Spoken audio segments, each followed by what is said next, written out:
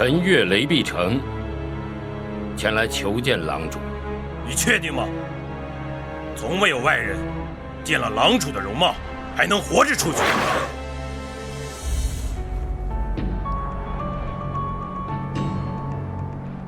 我只和真正的郎主对话。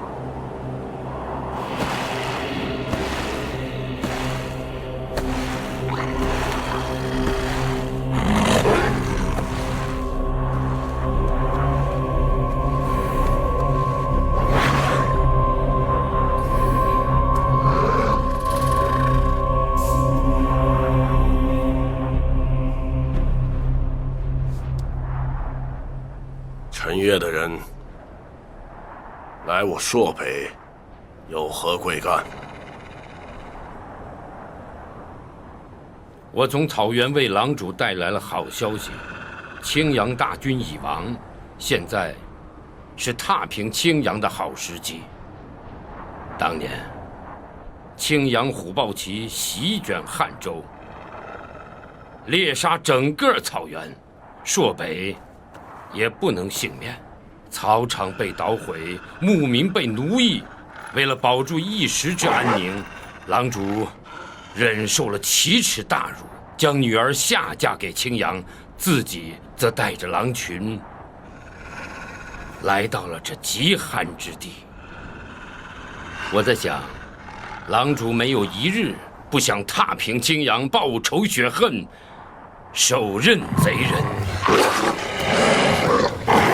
郎主请息怒，我跋涉千里来此，不是为了激怒郎主，我为郎主带来了进攻青阳的计划。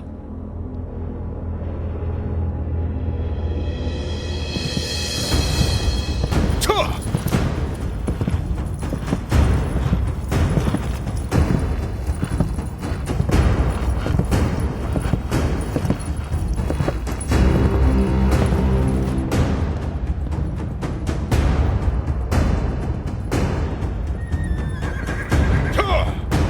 朔北人，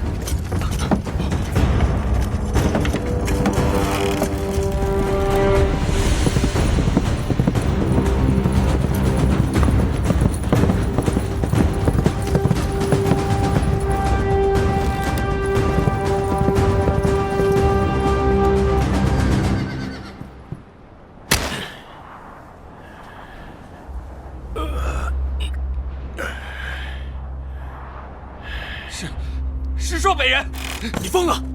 那是黄金王，你射死他，朔北不会举步来袭的。那怎么办？怎么办？快禀报大军！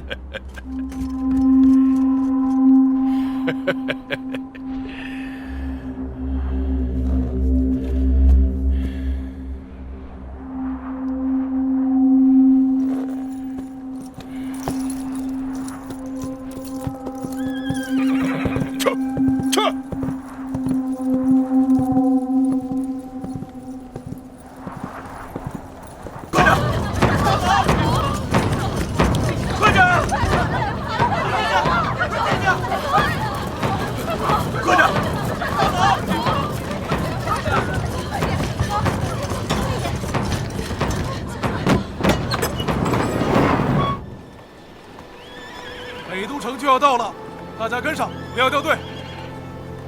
你们看，前面是狼群。这些狼本该生活在草原北方的边缘上，现在到处都是。我们现在离北都城还有多远？就快到了，还有10几20里。这条河就是台勒河，我们沿着河道走。我在想，如果北都城已经被围困，那我们贸然逼近，很可能陷入敌军的包围。我们应该先派遣斥候，同时全军进入戒备状态，因为从现在开始，随时可能遇见敌人。世子的东路兵法学的就是好，差遣斥候没问题，但是我们不能穿铁浮屠甲胄。为什么？世子，你知道北都城内一共有多少铁浮屠甲胄？只有1000具，多一具都没有，所以一具也浪费不得。还有这些人，他们为了骑赤血马，穿铁浮屠甲胄训练了10年。说起这些价格，它比金子还要贵。这支骑兵是专门为了对付朔北准备的，所以没有大军的命令，任何人不得动用铁浮屠。但大军怎么舍得用这么多铁浮屠救我一个人？你是他的弟弟啊！铁岩，铁岩，父亲，沿着河道到前面探路，有任何情况向我汇报。是。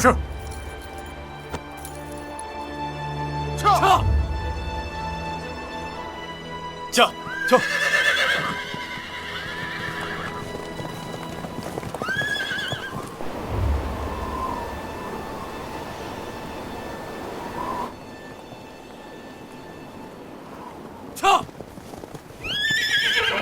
父亲，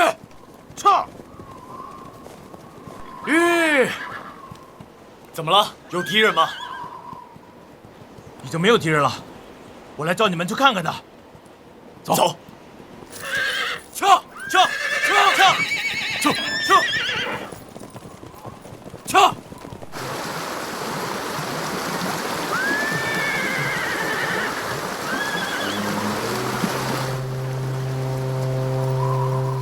这儿发生什么了？刚刚这里发生了一场恶战，是朔北人，狼王来了。领兵的人是谁？以死去的士兵看，应该是穆离将军。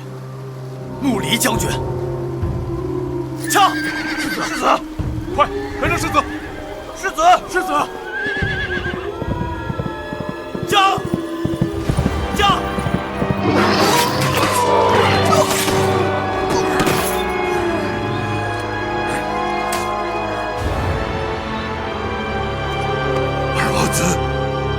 二王子！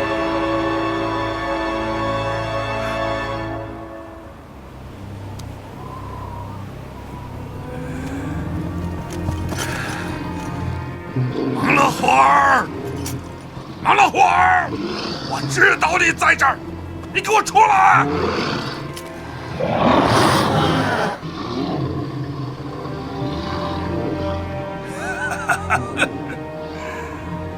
等了会儿，你还是老样子。莫离，你老了。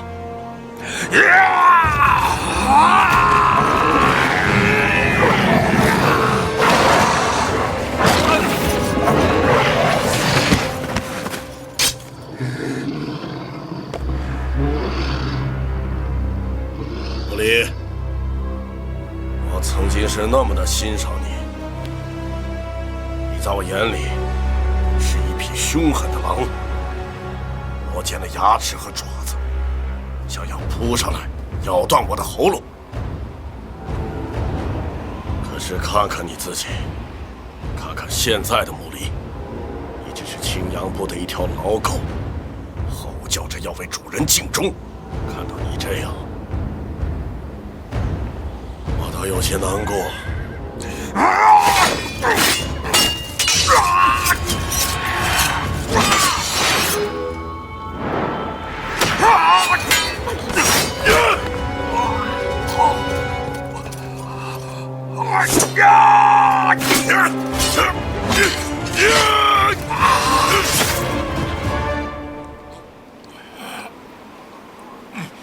结束了。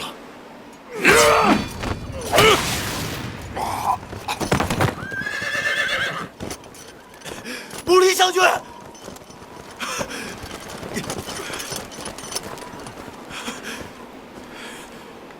阿苏勒帕苏尔。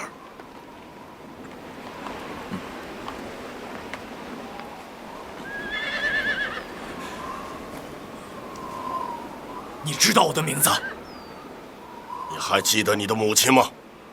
我记得，但你不配提她。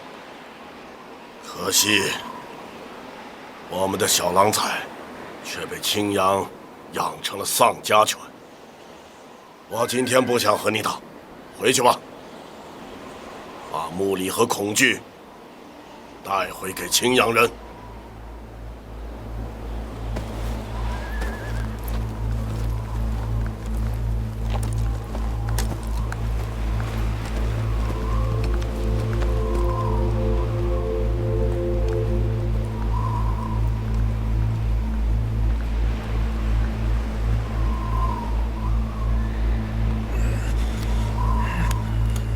将军，世子，是二王子。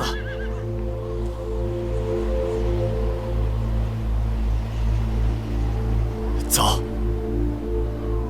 带他们回家。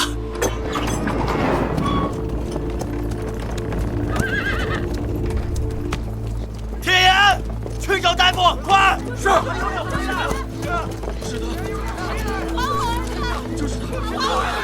就是他！回来我看看！就是穆林将军，记住，男人心中要有求生的心，不能怯懦，不能畏惧。快点，你快上！你还我哥哥命！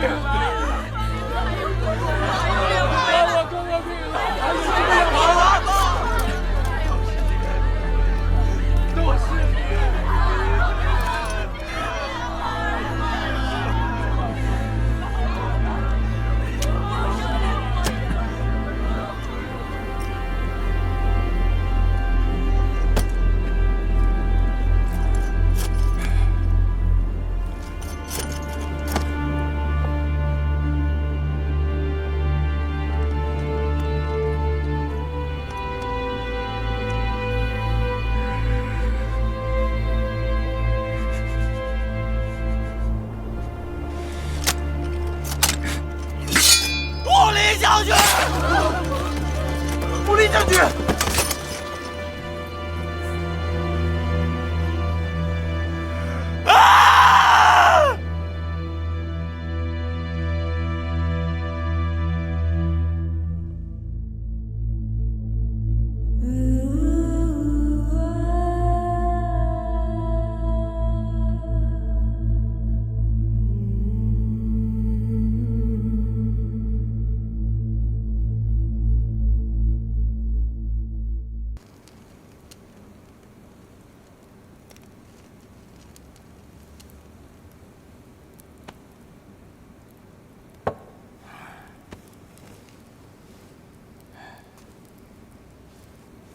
是你非要相信穆离那个只知道骑马舞刀的疯子。如今几千个青阳汉子死在了朔北部的狼骑之下，穆离一死了之，倒也痛快了。可是这个责任，谁来承担？够了！你大喊大叫的干什么？战死的这些人当中，还有铁油，我的亲弟弟。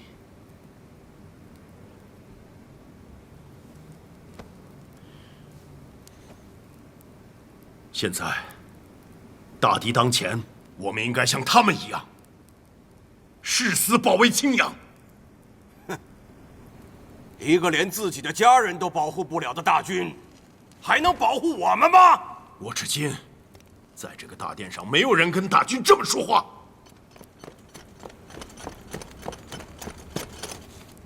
禀报大军，世子回来了。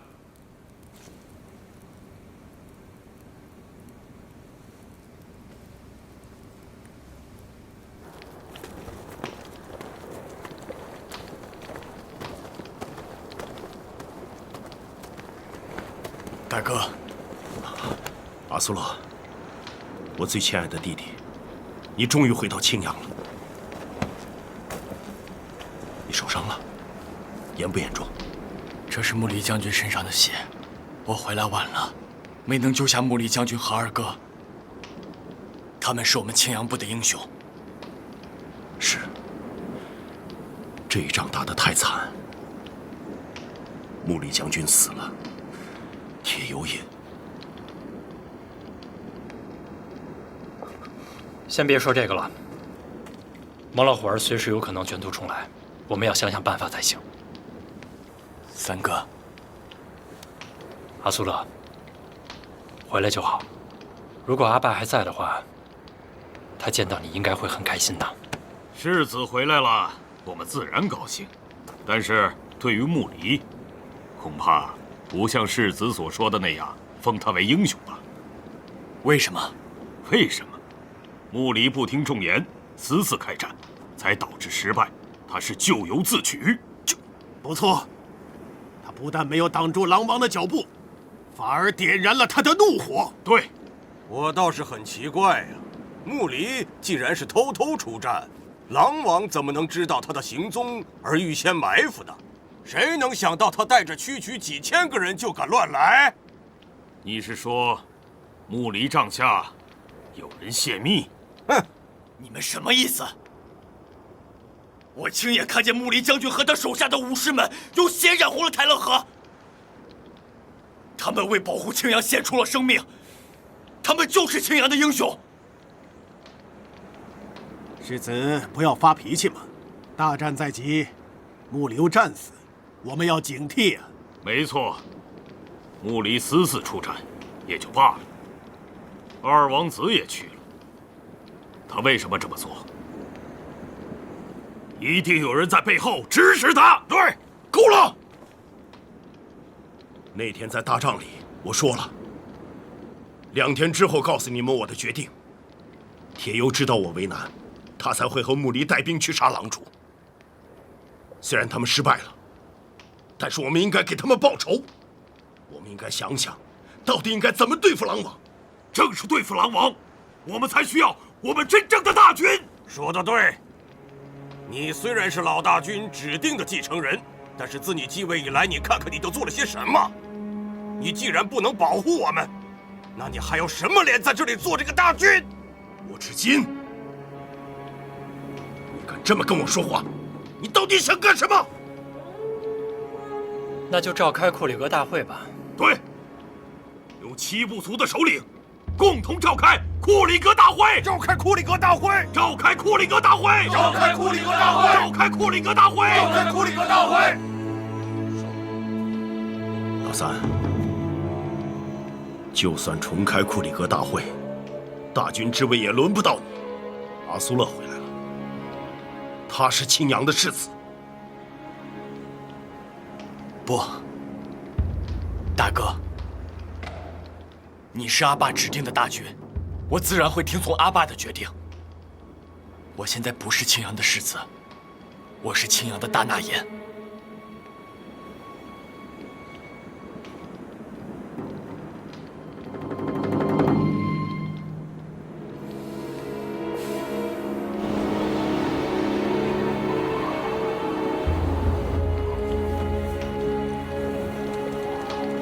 阿苏勒，其实你可以不必去驻帐了。你母亲的房间一直给你留着，你可以和我们住在一起。我习惯住在那儿了，而且穆离将军刚刚去世，英氏母妈是一个人，我怕她受不了，正好陪陪她。你长大了，大哥尊重你的决定。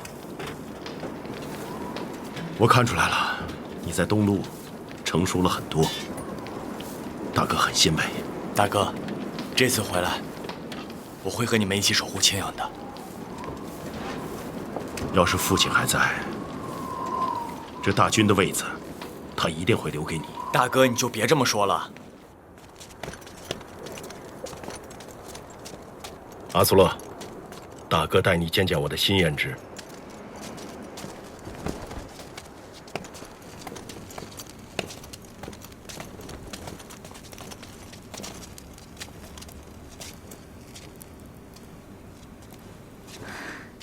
阿苏勒，你终于回来了。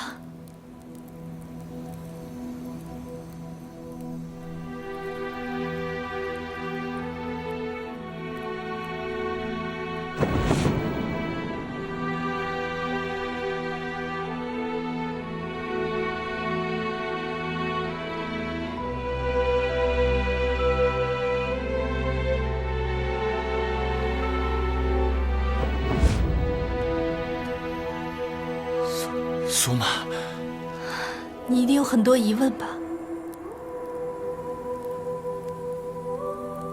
你怎么会在这儿？你不是……其实当年我根本就没有死，后来我死里逃生，跟着商队回到了草原。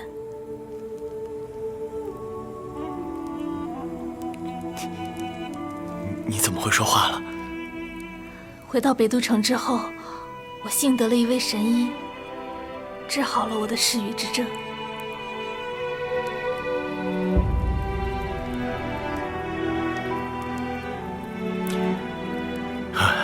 别光站着了，阿苏勒，来，坐下说。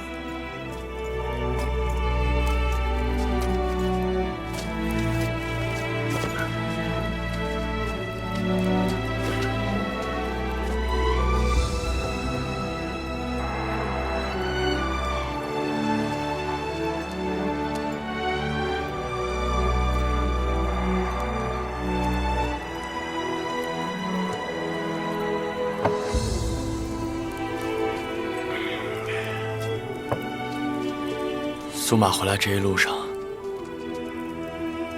吃了很多苦吧？潘大天神联系我，让我遇见了大王子。这大概是我这辈子最幸运的事了。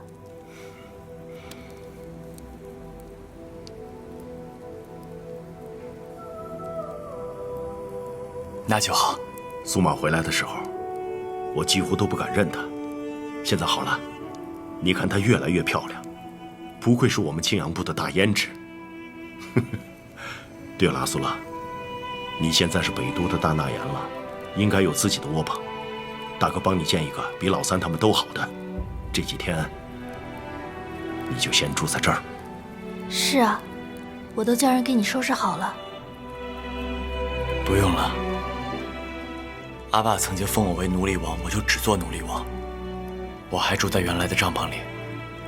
阿苏拉，你不用这么自苦，大哥相信你，不会跟我争。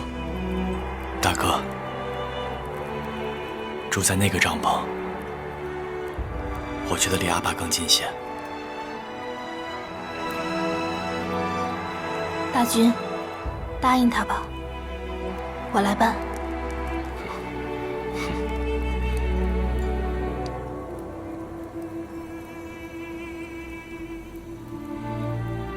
哎，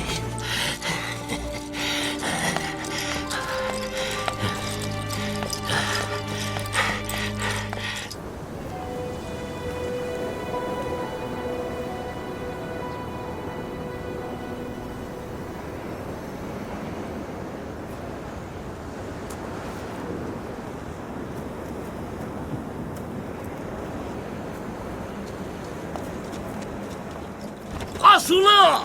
哎呀，我们青阳的小豹子回来了！哎呦，我看看，让我看看。哎呦，想死我了！回来了就好，回来了就好啊！哎呦。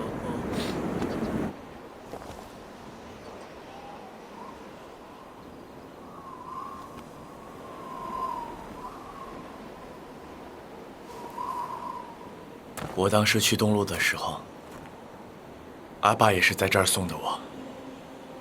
他说等我回来，他亲自坐大船去接我。结果作为儿子，我却连阿爸最后一面都没见到。大和萨，我当时该听你的，不去东路。不，送你去东路，是你阿爸最大的心愿。为什么？你在东路有没有再出现过气血上涌的时候？有过几次。虽然你没有告诉你阿爸，但是他猜到了。当年你在地洞里见过谁，又跟谁学的那一刀。我当年在地洞里见到一个老人，他说他是我爷爷。他就是你的爷爷。你阿爸不愿意跟你说这些，是因为你那时候太小，怕你不懂，怕你害怕。他只好把你送得远远的，让你远离那些可怕的东西。可怕的东西？阿爸为什么把爷爷关进山洞里？现在只剩下我这个老头子来告诉你了。阿苏勒，其实你根本就没病，是你的血统跟普通人不同。你和你爷爷一样，都有着青铜之血。我的小儿子阿苏勒，从小身体孱弱，你怎么可以教你的刀法给他呢？他是我们帕苏尔家族中唯一一个流淌着青铜之血的小豹子。除了他，是没有人能够练成大劈之刀的。你会害死他的，那也是他的命。这时光就像轮子，过去发生的，在不久的将来还会再一次发生。要记住，要想抛弃影子，只有彻底的堕入黑暗。阿苏勒，你听到了吗？青铜之血，传说中可以杀死千人的武神化身吗？哪里有那么简单呢？其实多年前，这种血脉就被称为狂血。拥有这种血脉的人，不知道是被神保佑了，还是被恶魔诅咒了。他们拥有比一般人大得多的力量和速度，天生就是做武士的料子。当他们血液里的力量被全部激发出来的时候，人会发狂。一个人扫平一支军队，也并非不能做到。我不明白，爷爷既然是这样的勇士，那阿爸为什么把他关起来？因为至今以来，所有拥有狂血的人，随着他们一次次的使用这种禁忌的力量，他们就会慢慢的丧失人的本性。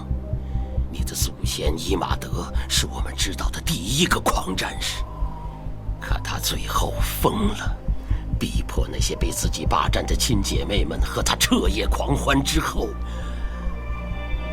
一个一个的咬死了他们。这就是你的命，今生今世都无法逃脱的宿命。在你我的血液里，同时住着一个魔鬼。敌人害怕，亲人恐惧。记住，有些东西是无法摆脱的，要么就像我一样，四肢捆着沉重的铁镣，要么就是去死。你阿爸也是怕你爷爷再用狂血乱杀人，才把他关了起来，藏住这个秘密。大和尚，那我之后也会变成疯子，去杀我自己喜欢的人吗？可你是我知道的最善良的孩子，你不恨任何人。你阿爸曾经感叹说，这一代我帕索尔家族就这么一个拥有青铜之血的儿子，可是为什么偏偏赐给了我最孱弱的阿苏勒呢？我反问他说，如果他赐给了你最强壮的儿子，你会不会觉得更可怕？你阿爸想了很久，说是。我说那就对了，而且你的儿子阿苏勒，他也不是一个虚弱的人。我一直以为我是阿爸最虚弱、最没用的儿子。人的强壮不只是力气大，人的强壮是在这里。阿苏勒，你明白吗？你从不仇恨任何人，这不是你的虚弱，是你的强大。如果要克制那恶魔一样的血统，难道我们需要的不正是心里最强大的人吗？这就是你阿爸为什么要送你去南怀的原因。他希望你远离兄弟间的战场，去完成他最大的心愿。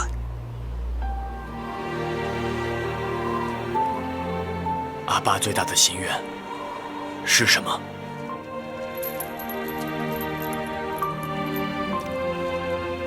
今天，阿苏勒去了南方，夏唐国。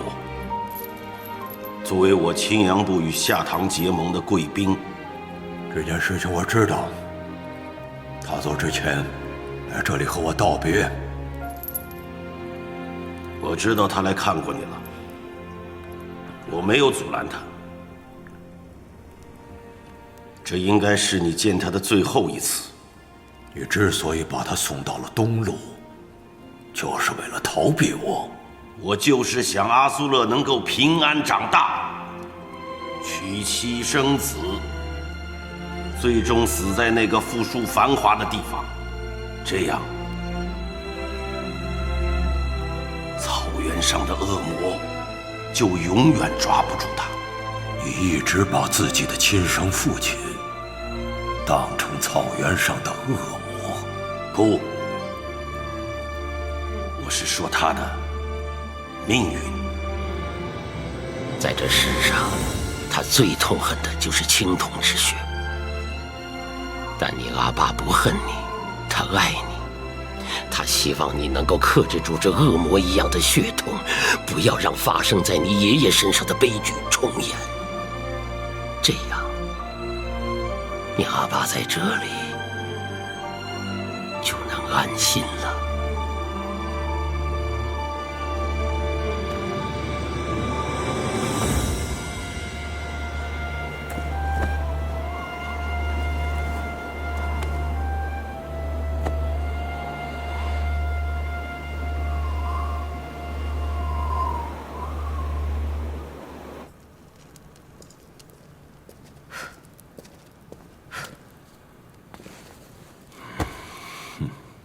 怎么，我救了阿苏勒回来，你怎么还是不高兴？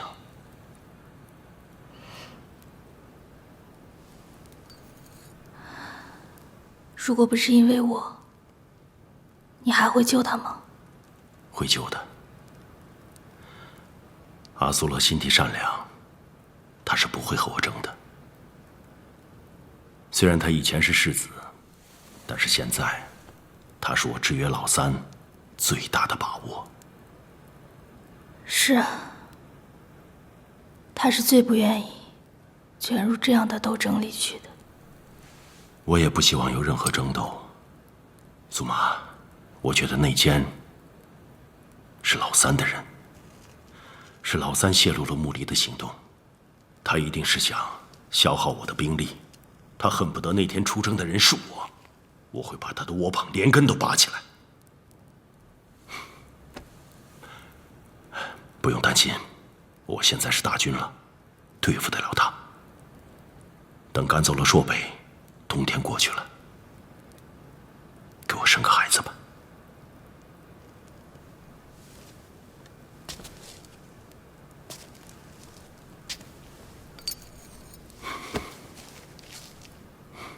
不用怕，我会保护你，永远保护你。狼主已经在这儿很久了，我想请问狼主，现在在想什么？我在想一些奇怪的事。在我的一生里，无时无刻不在想着踏进那座城。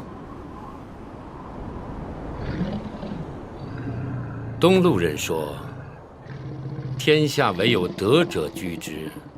草原上的人说，宝刀只能在最勇敢的男人手里。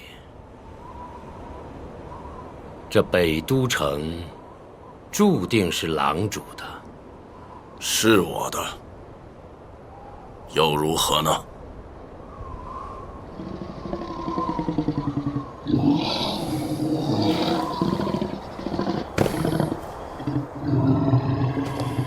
？30年前，我败于郭勒尔。那以后，我就带着我的狼群，走在荒原里，走了30年。有一天我死了，我的狼会吃了我的尸体，我的肉能让他们在荒原里走得更远。这就是我的人生。狼主这样的英雄也会后悔自己的人生吗？我们从北荒来到这里，在距离北都城还差最后一步的时候，狼主居然有了放弃的意思。不，我依然想要占有它，否则我将遗憾地死去。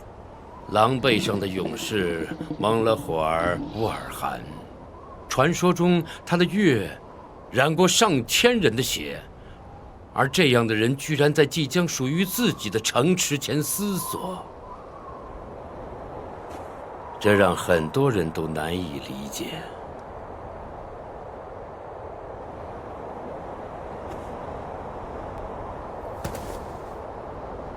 雷比城，我想知道你的目的。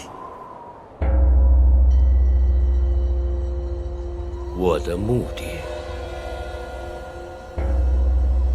我为那个年轻的身体而来。旅归尘，阿索勒帕索尔。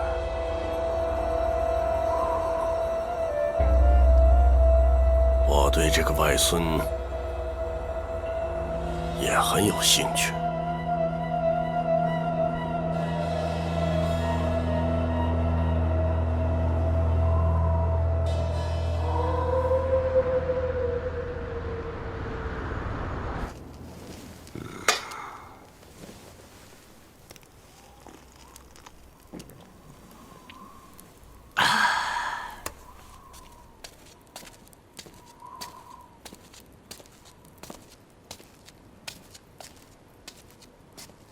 苏吗？大胭脂。阿苏勒，你跟我生分了？没有。这些年你学会喝酒了。我还记得你小时候最爱喝奶茶。那就谢谢大胭脂。我在东路才学会的喝酒。你在东路一定有了好朋友吧？我想，你有了朋友才会喝酒。我在东路交到了非常好的朋友。我还记得，我们小时候，经常在大和萨的帐篷里，听大和萨讲外面的世界。大胭脂这些年在外面走过不少地方吧？是啊，回家这条路，我走了2年。好不好，终究是回来了。苏玛，对不起，当年在峡谷，我不知道你还活着。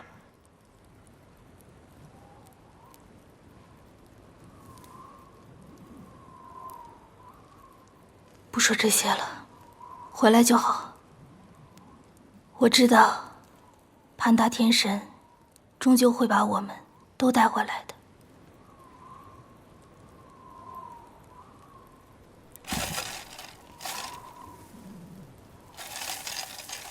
大和萨，外面天冷，你别送我了。以前总是要看着你进帐篷才放心呢。我现在已经长大了。你们都长大了，可是苏玛跟以前不一样了。都是我的错。她一定吃了很多苦。她比小时候长得更美了，眉眼好像没变。但似乎光芒更冷，比莫干一见他就爱得不得了，不顾你阿爸心丧就娶了她。希望大哥可以好好照顾她。大和萨，我先走了。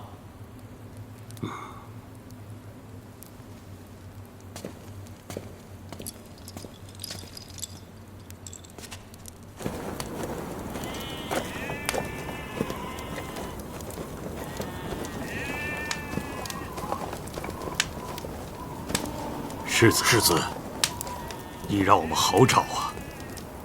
我去祭奠阿爸了，还有，我已经不是青阳的世子了。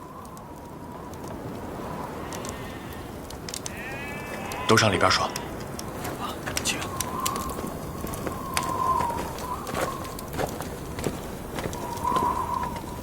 你是老大军定下的世子，在我们心里，你才是青阳部正统的继承人。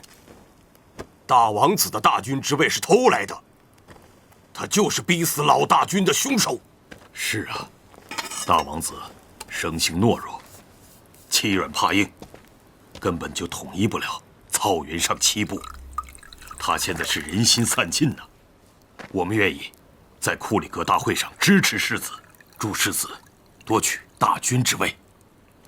大哥，是父王亲口定下的大军，那他就是我的大军。是草原7部的大军。世子，现在朔北围城，诸位还是同仇敌忾，守卫北都城才好。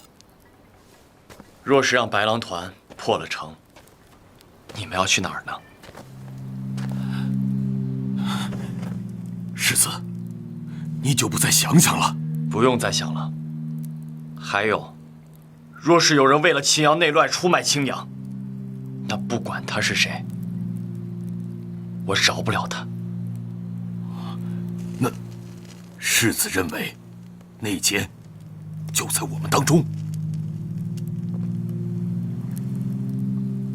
我说的是，不管他是谁，我饶不了他。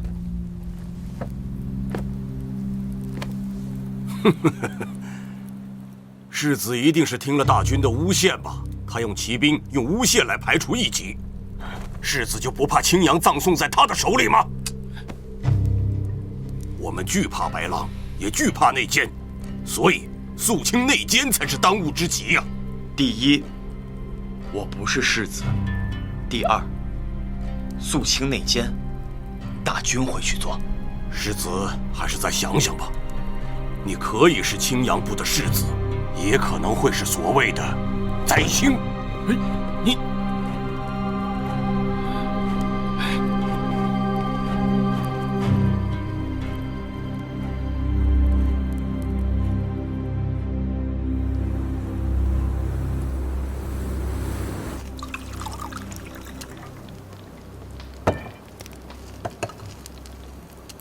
好小子，在东路学会喝酒了。三哥，我在东路交到了几个朋友，我们总是喝酒。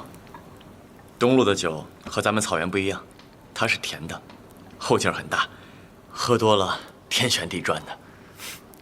我们几个那时候喝多了酒，就总上街去跑，捅了不少娄子。我也想去东路看看，要能再喝喝东路的酒，就更好了。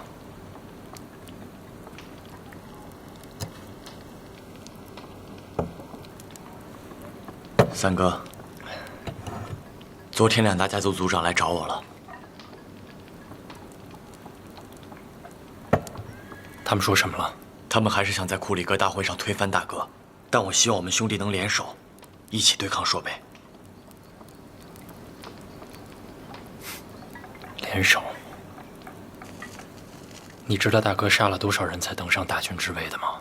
我听说了，这事儿是大哥做的不对，但现在的情况，如果我们所有人都不服他的话，青阳抵挡不了朔北的。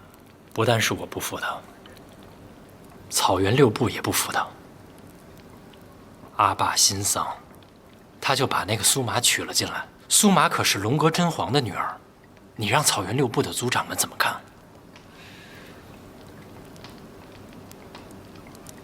阿苏勒，大哥夺走了你身上本来属于你的一切。这个大军之位本来应该是你的。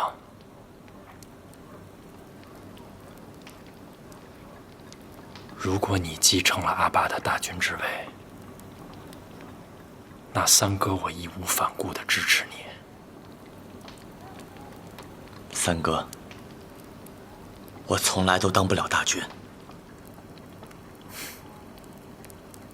看来你还是当年那个长不大的孩子呀。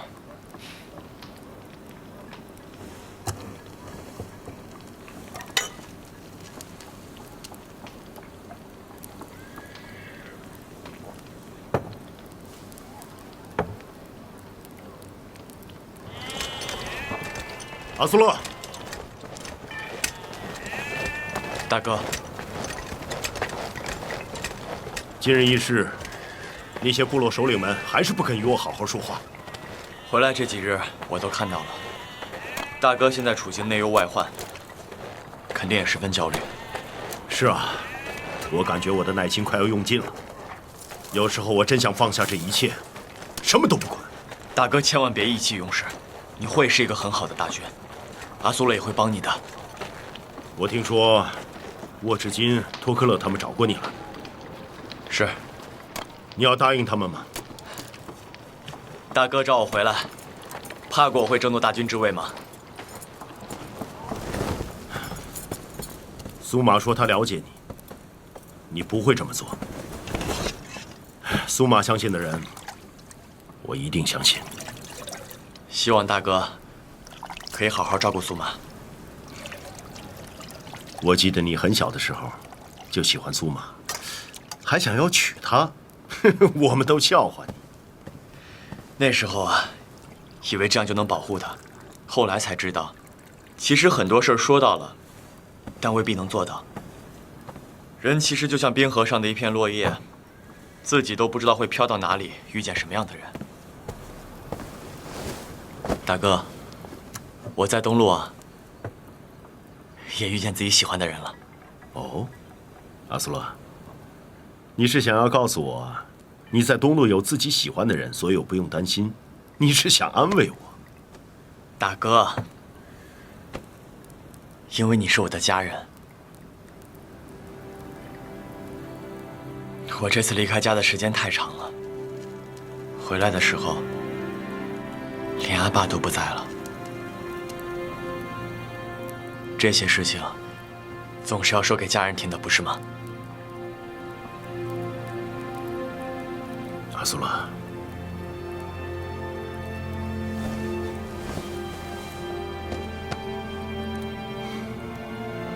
你一直是我最乖巧的弟弟，你总是害怕伤害别人，却不怕自己受伤。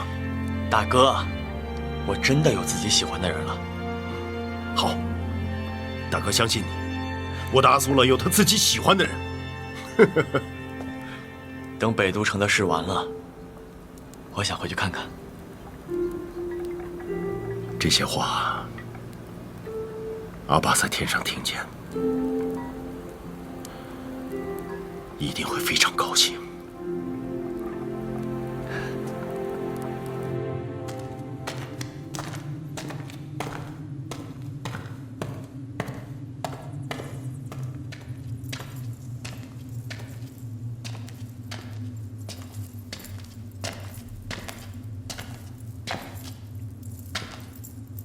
爷爷，我回来了。爷爷，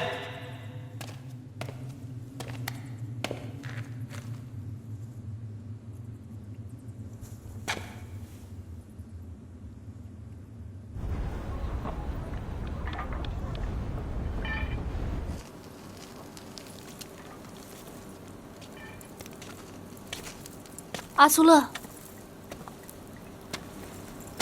苏玛，你怎么来了？这边的冬天太冷了，我怕你刚回来还不适应，给你带了件披风。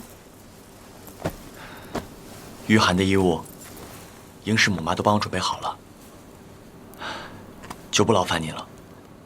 其实你能回来，我特别高兴，我也特别希望能为你做些什么。如果知县不喜欢，我明天再让他们打件狼皮的。苏妈，你现在是青阳的大胭脂，这些事情都不用你来做。就算我是大胭脂，在我心里还是能经常想起我们小时候的事。那时候我还是你的奴隶。大胭脂，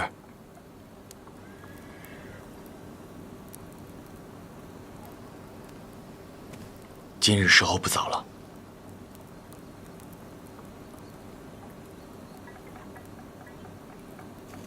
那大难言早些休息，我先走了。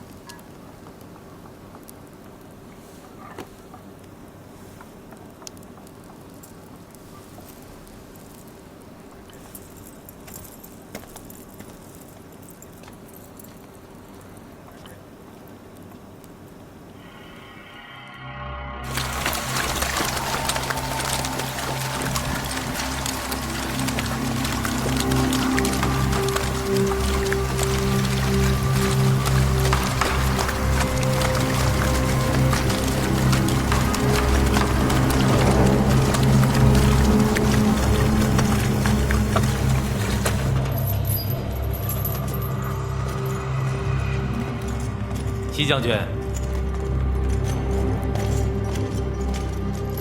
西将军，好生雅致。不过末将有一个坏消息要告诉将军。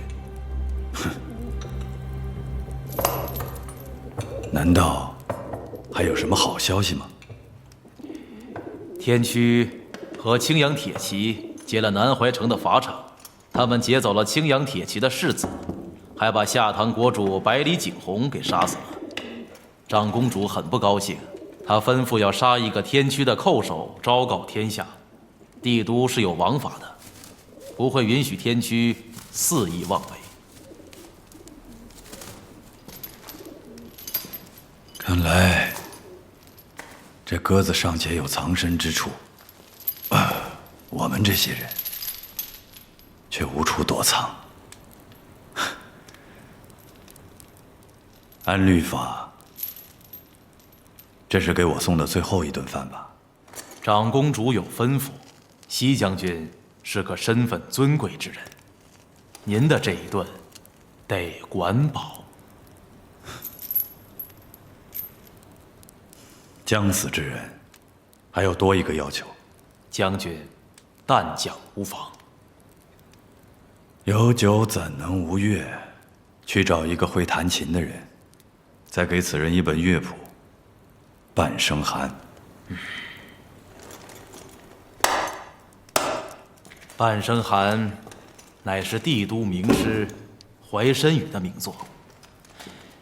末将不才，略通一二。愿与将军助兴送行。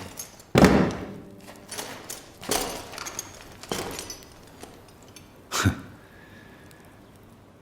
长公主为了杀我，考虑的还真是周全呀。西将军，末将献丑了。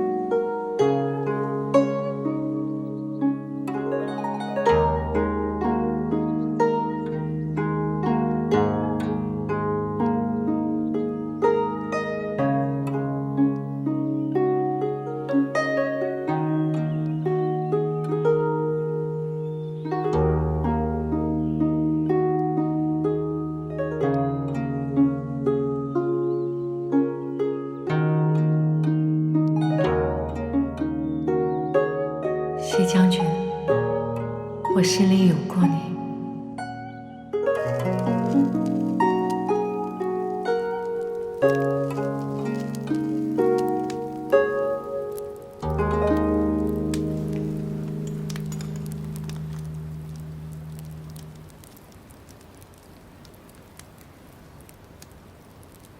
弹得好，弹得好啊！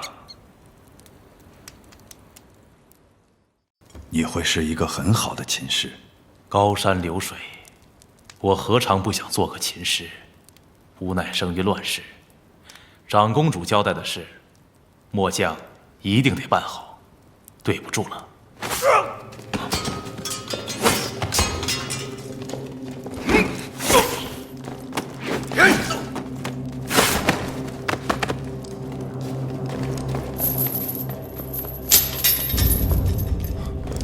叔叔，你没事吧？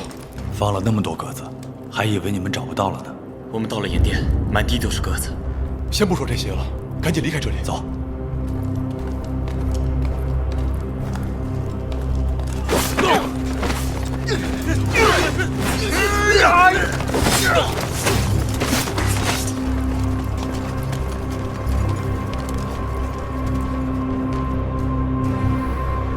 上！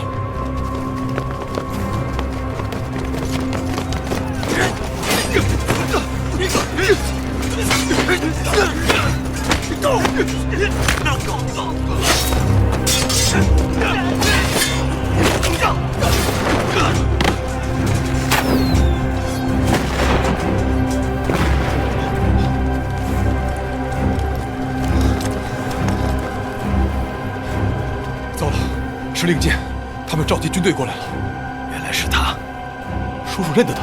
老相识了，只不过现在他是长公主的走狗。管他是谁，先杀出去再说。接。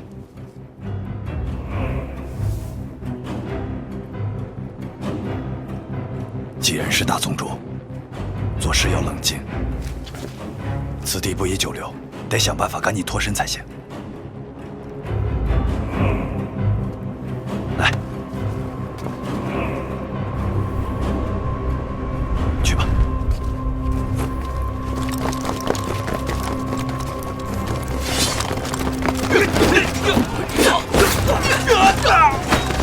前啊！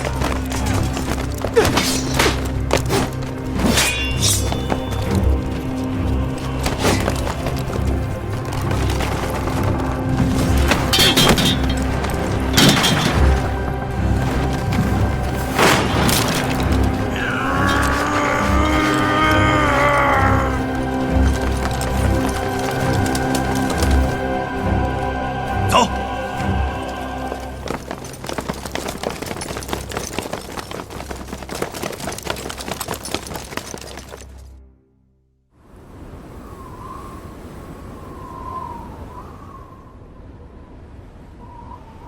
我们今天为什么要聚在这儿？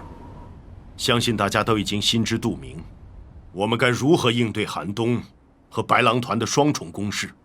大家有什么想法？加固城防，从沙勒牧场到北都城沿线，白狼团都有可能出没。我们现在没有足够的粮草和马匹，只能防守。托克勒和鲁丁，北都城防线就交给你们2个家族去布置。我们还没有承认新大军呢，怎么大王子就已经开始发号施令了？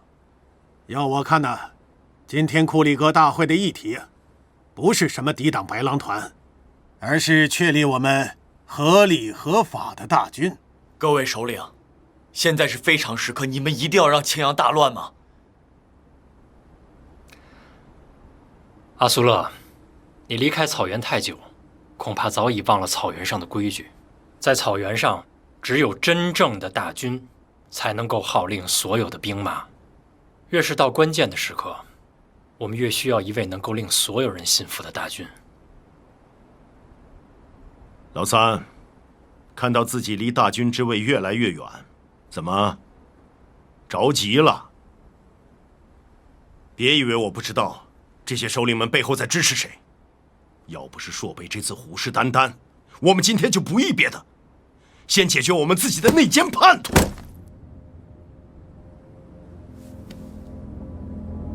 大哥坐进了大殿，就可以随意杀阿爸的功臣了吗？你不要血口喷人，胡说八道！